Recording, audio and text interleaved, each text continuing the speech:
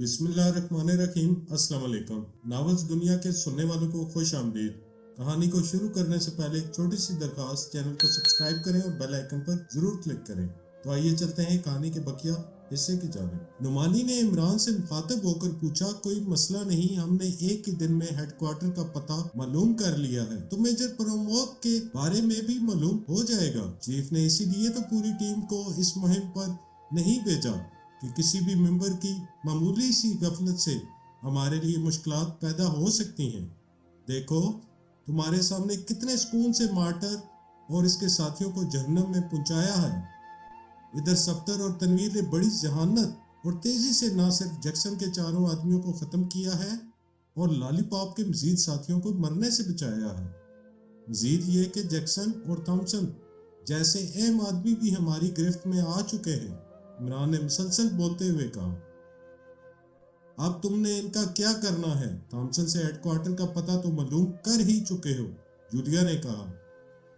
अगरचे वो हमारे लिए बेकार है, लेकिन हो सकता है कि उनके बाद में जरूरत पड़ जाए। इमरान ने संजीदा लहजे में कहा, आप कह रहे थे कि किसी जजीरे पर भी इस तंजीम का खुफिया ठिकाना है।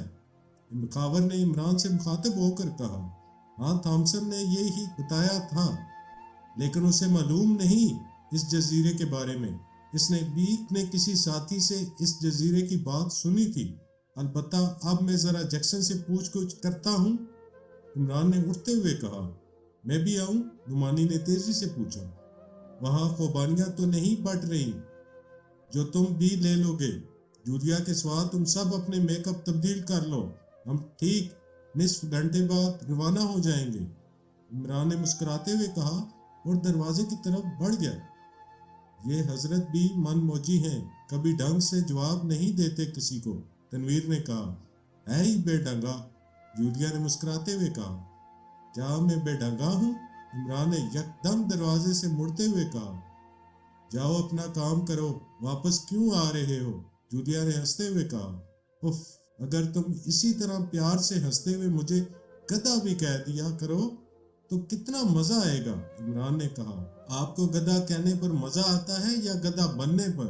सफ्तर ने हंसते हुए कहा। हाँ चलो, जूलिया की सवारी के काम तो आऊंगा, इसे अपनी गाड़ी पर पेट्रोल का खर्चा नहीं करना पड़ेगा। इमरान ने सर हिलाते हुए कहा। बको मत, मुझे गधे पर सवार होना कतन पसंद नहीं है, जूलिया ने मुंह बनाते हुए कहा। कोई बात नहीं, मुझे घोड़ा बना लिया करो, मेरे लिए एक ही बात है, इमरान ने बेपरवाही से कहा। कौन सी बात? जूलिया ने चूकते हुए पूछा। यही कि चुरी खरबूजे पर गिरे या खरबूजा चुरी पर गिरे, कटेगा तो खरबूजा ही, क्यों सफ्तर मियाँ? इमरान ने मुस्कुराते हुए कहा। सॉरी, मुझे माफ ही रखे, मैं आप दोनों के तनाजे में फरीक नहीं बन सकता, सफ्तर ने माजरत करते हुए कहा। देख लो तनवीर, अब ये खुद वक्त जाया कर रहा है फजूलियात में, जूलिया ने वसीले लहजे में कहा। बेचारा मजबूर है, इन्होंने शायद फजूलियात में डिग्रियां ली हुई हैं, सफ्तर ने मुस्कुराते हुए कहा। रोमानियात में भी एमए किया हुआ है, वापस आकर तुम्हें इस पर एक लेक्चर देता हूँ ताकि तुम भी रोमांस के जरसीम कलबलाए और तुम भी किसी की जुल्फों के असीर हो जाओ, इमरान ने कहा और पलट कर कमरे से बाहर निकल गया। इमरान की बात सुनकर सब साथी हंसने लगे। तो वाह, ये साहब किसी भी को भी नहीं बख्शते, सफ्तर ने गहरा सांस लेते हुए कहा। खामोश रहो, कहीं वो बाहर से सुनकर दोबारा वापस ना आ जाए, तनवीर ने कहा।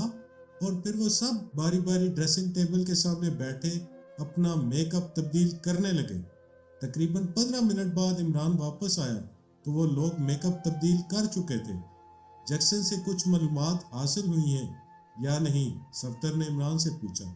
नहीं, इसे मार्शल डरबन के ठिकाने या हेडक्वार्टर का कुछ इल्म नहीं है, इमरान ने जवाब दिया। तो तमाम साथियों के चेहरे मुरझा गए। मार्शल डरबन ने इंटरकॉम का बटन प्रेस किया और किसी को विस्की लाने का हुक्म दिया, और फिर वो फोन का रिसीवर उठाकर नंबर प्रेस करने लगा। कई लम्हे गुजर गए और राब्ता कायम न हुआ तो उसने दोबारा नंबर प्रेस किए, लेकिन इस मर्तबा भी दूसरी तरफ से कोई आवाज न आई तो उसने रिसीवर रख दिया। इसी लम्हे दरवाजे पर दस्तक हुई। कमल, मार्शल डरबन ने गुराट अमेज लहजे में कहा तो दरवाजा खोलकर एक आदमी अंदर आ गया। वो सर से गंजा था, اور اس کے ہاتھ میں شراب کی بوتل تھی۔ اس نے خاموشی سے آگے بڑھ کر بوتل میز پر رکھ دی۔ نصف گھنٹے بعد کھانا لے آنا، مارشل ڈربن نے گنجے آدمی سے کہا۔ رائٹ سر، گنجے سر والے نے مدبانہ لہجے میں کہا اور پلٹ کر کمرے سے باہر نکل گیا۔ دروازہ بند ہونے کے بعد مارشل ڈربن نے دوبارہ فون کا ریسیور اٹھایا اور نمبر پریس کرنے لگا۔ جلد ہی رابطہ قائم ہو گیا۔ ہیلو، مورس سپیکنگ، دوسری طرف سے ایک مردانہ آواز سنائی دی۔ مارشل ڈربن بات کر رہا ہوں مورس، مارشل ڈربن نے سخت لہجے میں کہا۔ او یس چیف، حکم کیجیے، دوسری طرف سے مورس نے مدبانہ لہجے میں کہا۔ مارٹر سے رابطہ قائم نہیں ہو رہا، اس کے ٹھکانے پر جا کر معلوم کرو۔ اس نے ایک پکشیائی کو پکڑا ہوا تھا اور میں نے اسے حکم دیا تھا کہ اس سے اس کے باقی ساتھیوں کا ایڈریس معلوم کرے، مارشل ڈربن نے کہا۔ رائٹ سر، میں بھی جا رہا ہوں، مورس نے کہا تو مارشل ڈربن نے فون آف کر کے شراب کی بوتل اٹھا لی۔ اس نے گلاس میں شراب ڈال کر چند گھونٹ لیے اور پھر دیوار پر لگے کلاک کی طرف دیکھا اور دوبارہ ریسیور اٹھا کر نمبر پریس کرنے لگا۔ ہیلو، جیکی سپیکنگ، رابطہ قائم ہوتے ہی ایک نسوانی آواز سنائی دی۔ جیکسن سے بات کراؤ جیکی، کیا وہ موجود ہے؟ مارشل ڈربن نے چونکتے ہوئے پوچھا۔ نو سر، وہ لالی پاپ کے کلب گئے ہیں، دوسری طرف سے مدبانہ لہجے میں کہا گیا۔ وہ 1 گھنٹہ ہونے والا ہے اور وہ ابھی تک واپس نہیں آیا، مارشل ڈربن نے چونکتے ہوئے کہا۔ یس سر، وہ ابھی نہیں آیا اور نہ ہی اس نے کوئی فون کیا ہے۔ کیا میں اس کے موبائل فون پر اس سے رابطہ کروں؟ جیکی نے کہا۔ نہیں، میں خود اس کے موبائل فون پر بات کرتا ہوں، مارشل ڈربن نے کہا اور فون آف کر دیا۔ پھر اس نے جیکسن کے موبائل فون کے نمبر پریس کیے، دوسرے ہاتھ سے شراب کا گلاس اٹھا کر گھونٹ گھونٹ پینے لگا۔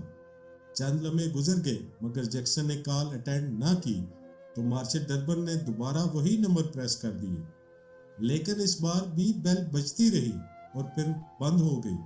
مارشل ڈربن کی آنکھوں میں فکر کی پرچھائیں لہرانے لگی اور اس نے بے چینی سے کرسی پر پہلو بدلا اور سلسلہ منقطع کر کے ایک اور فون نمبر پریس کرنے لگا۔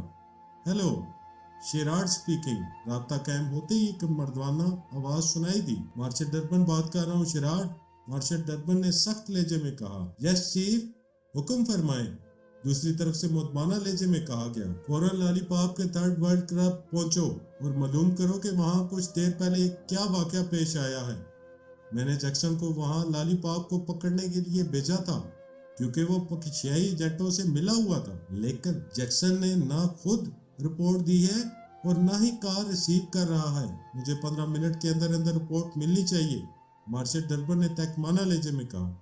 رائٹ سر، آپ کے حکم کی تعمیل ہوگی، شیراڈ نے کہا تو مارشل ڈربن نے مزید کوئی بات کیے بغیر سلسلہ منقطع کر دیا اور پھر اس نے شراب کا نصف گلاس ایک ہی گھونٹ میں حلق میں اتارا اور انٹرکام کا ریسیور اٹھا کر بٹن پریس کر دیا۔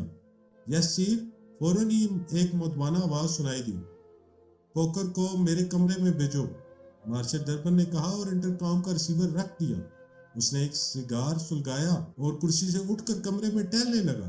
تقریباً 1 منٹ بعد دروازے پر دستک ہوئی۔ کم ان، مارشل ڈربن نے کہا تو دروازہ کھلا اور ایک آدمی اندر آیا۔ اس کے چہرے پر چھوٹی سی مگر گھنی داڑھی تھی۔ اس نے پلٹ کر دروازہ بند کیا اور پھر ایک قدم آگے بڑھ کر رک گیا۔ یس چیف، آنے والے نے مدبانہ لہجے میں کہا۔ پوکر، بڑی گڑبڑ ہو گئی ہے، مارشل ڈربن نے بے چین لہجے میں کہا۔ او، کیا ہوا چیف؟ پوکر نے چونکتے ہوئے پوچھا۔ میجر پرمود کی تلاش میں پاکستانی سیکرٹ سروس کے ایجنٹ یہاں دوپہر سے پہنچے ہوئے ہیں، لیکن ہمارے آدمی اب تک انہیں پکڑنے میں ناکام رہے ہیں۔ اس کوشش میں ہمارے بہترین ساتھی ہلاک ہو چکے ہیں جبکہ تھامسن ان کی قید میں ہے۔ لالی پاپ پاکستانی ایجنٹوں کو سپورٹ کر رہا ہے، مارشل ڈربن نے کہا۔ چیف، وہ میجر پرمود تک کبھی نہیں پہنچ سکتے، پوکر نے اعتماد بھرے لہجے میں کہا۔ یہ تو مجھے بھی یقین ہے کہ میجر پرمود کو جہاں رکھا ہوا ہے وہاں کا وہ تصور بھی نہیں کر سکتے، لیکن مسئلہ یہ ہے کہ تھامسن ان کی گرفت ہے۔ اگرچہ وہ میجر پرمود کے بارے میں نہیں جانتا، لیکن ہیڈ کوارٹر کا اسے علم ہے اور مجھے اندیشہ ہے کہ پاکستانی ایجنٹوں نے کسی طرح اس سے یہاں کا ایڈریس معلوم کر لیا تو وہ فوراً یہاں حملہ کر دیں گے۔ میں نے تمہیں اسی خطرے سے آگاہ کرنے کے لیے بلایا ہے کہ ہیڈ کوارٹر کی حفاظت تمہاری ذمہ داری ہے اور تم خبردار ہو جاؤ، مارشل ڈربن نے ٹہلتے ہوئے کہا۔ آپ فکر مت کریں چیف، اگر پاکستانی ایجنٹوں نے یہاں آنے کی حماقت کی تو ان میں سے ایک بھی بچ کر نہیں جا سکے گا۔ میرے ساتھی انہیں عمارت کے باہر ہی بھون ڈالیں گے، پوکر نے جوشیلے لہجے میں کہا۔ بس میں یہی چاہتا ہوں، تم مزید انتظامات کر لو، عمارت کے چاروں طرف کی سخت نگرانی ہونی چاہیے۔ کوئی اجنبی چاہے وہ فلپائنی ہو یا غیر ملکی تمہارے ماتحتوں کی نگاہوں سے بچ کر عمارت کے قریب نہ آ سکے، مارشل ڈربن نے سخت لہجے میں کہا تو پوکر نے سمجھنے والے انداز میں سر ہلا دیا۔ بس اب تم جا سکتے ہو، مارشل ڈربن نے کہا تو پوکر پلٹا اور کمرے سے باہر نکل گیا۔ مارشل ڈربن اپنی کرسی پر آ بیٹھا اور اس نے بوتل سے گلاس میں شراب ڈالی ہی تھی کہ فون کی گھنٹی بج اٹھی۔ Yes, Marshall Durban speaking, Marshall Durban نے ریسیور اٹھا کر کان سے لگاتے ہوئے کہا۔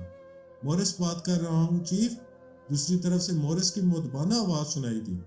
یس مورس، کیا خبر ہے؟ مارشل ڈربن نے بےتابی سے پوچھا۔ چیف، مارٹر کے بنگلے میں مارٹر اور اس کے ساتھیوں کی لاشیں پڑی ہیں، مورس نے جواب دیا تو مارشل ڈربن بے اختیار اچھل پڑا۔ تفصیل بتاؤ مورس، مارشل ڈربن نے غضبناک لہجے میں کہا اور دوسری طرف سے مورس تفصیل بتانے لگا۔ آل رائٹ، تم واپس اپنے ٹھکانے پر جاؤ، مارشل ڈربن نے غصے سے جبڑے بھیجتے ہوئے کہا اور ریسیور رکھا ہی تھا کہ اسی لمحے دوبارہ فون کی گھنٹی بج اٹھی۔ رات کے 9 بجے تھے جب ریکارڈ سٹریٹ کے ایک بنگلے سے 2 گاڑیاں نکلی اور سڑک پر آ کر بائیں سمت میں دوڑنے لگی۔ اگلی کار میں عمران اور تنویر تھے۔ ڈرائیونگ سیٹ پر عمران تھا جبکہ دوسری کار صفدر ڈرائیو کر رہا تھا۔ اس کے ساتھ فرنٹ سیٹ پر جولیا بیٹھی ہوئی تھی جبکہ نعمانی اور خاور عقبی نشست پر بیٹھے ہوئے تھے۔ عمران نے چوراہے پر پہنچ کر کار شہر سے باہر جانے والی سڑک پر موڑ دی۔ یہ سڑک بندرگاہ کی طرف جاتی تھی اور اس کے دونوں اطراف میں بڑے بڑے بنگلے تھے۔ ان بنگلوں کے اختتام پر 2 کلومیٹر تک ویران علاقہ تھا اور پھر بندرگاہ ایریا میں واقع عمارتوں کا سلسلہ شروع ہو جاتا تھا۔ عمران کی منزل بائیں ہاتھ کی آخری آبادی تھی۔ 15 منٹ بعد وہ اس کالونی کے قریب پہنچ گئے۔ کالونی میں داخل ہونے کے لیے 7 سٹریٹس تھی اور ہر سٹریٹ پر دونوں جانب 15-15 بنگلے تھے۔ یہ کالونی فلپائنی حکومت نے قائم کی تھی اور ایک ہی سائز کے پلاٹ بنا کر فروخت کیے تھے۔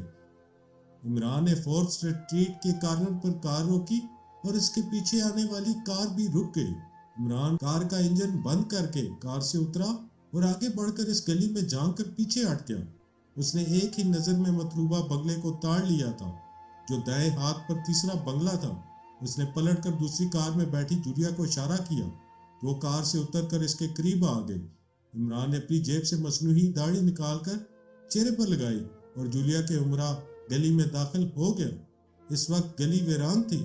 شہر سے دور ہونے کے سبب رات 9 بجے کے بعد اس علاقے کے مکینوں کی آمد و رفت نہ ہونے کے برابر رہ جاتی تھی، جبکہ مین روڈ پر بندرگاہ کی طرف آنے جانے والی گاڑیوں کا رش بھی نہیں ہوتا تھا۔ عمران موجودہ میک اپ میں ادھیڑ عمر مقامی سفید فام دکھائی دے رہا تھا، مگر اب داڑھی لگانے سے وہ بوڑھا دکھائی دینے لگا۔ وہ جولیا کے ہمراہ گلی کی سڑک کے بائیں ہاتھ چل رہا تھا۔ اس کی چال میں لنگڑاہٹ تھی اور اس نے یوں جولیا کے کندھے پر ہاتھ رکھا ہوا تھا جیسے اس کا سہارا لے کر چل رہا ہو۔ ساتھ ہی ساتھ وہ سرگوشی کے انداز میں جولیا کو اس کے کردار کے بارے میں بتا رہا تھا اور وہ پوری توجہ سے سن رہی تھی۔ جلد ہی وہ دونوں مطلوبہ بنگلے کے سامنے سے گزرنے لگے۔ عمران کے نکھیوں سے اس بنگلے کا جائزہ لے رہا تھا۔ بنگلے کا گیٹ بند تھا جبکہ اندر کمپاؤنڈ میں روشنی ہو رہی تھی۔ گیٹ کے بلائی حصے میں چھوٹا سا خانہ بنا ہوا تھا جو 5-6 انچ لمبا اور 3 انچ چوڑا تھا۔ اس سے اندر کھڑے کسی آدمی کی آنکھیں اور پیشانی دکھائی دے رہی تھی۔ اس عمارت کی بلائی منزل میں تھوڑے تھوڑے فاصلے پر بلکونیاں بنی ہوئی تھی۔ ان میں ایک ایک آدمی کا چہرہ دکھائی دے رہا تھا اور وہ سب عمران اور جولیا کی طرف دیکھ رہے تھے۔ یقیناً وہ محافظ تھے۔ عمارت کی چھت پر ڈش اینٹینا لگا ہوا تھا اور چھت کے گرد 3 فٹ بلند منڈیر تھی۔ اس سے اگلے بنگلے کی بھی بلائی منزل تھی اور دونوں بنگلوں کے درمیان تقریباً 3 فٹ کا فاصلہ تھا۔ عمران اور جولیا نے دوسرے بنگلے کے سامنے سے گزرتے ہوئے اس کا جائزہ لیا۔ इसका गेट भी बंद था और गेट के पहलू में दीवार पर एक नेम प्लेट अवेजा थी जिस पर मोटे रूफ तरीर थे। इमरान ने रुख बदला और सड़क पार करके गेट के करीब पहुंच गया। नेम प्लेट पर मिस्टर माइकल के नीचे डायरेक्टर लूसी कॉर्पोरेशन के अल्फाज नजर आ रहे थे। इमरान ने जूलिया के साथ गेट पर आकर कॉल बेल का बटन प्रेस कर दिया। कहानी का बकिया हिस्सा अगली किस्त में मुलाजा किया जाएगा और हर बार की तरह आपसे एक छोटी सी दरखास्त है कि चैनल को सब्सक्राइब करें और बेल आइकन पर जरूर क्लिक करें। बहुत शुक्रिया।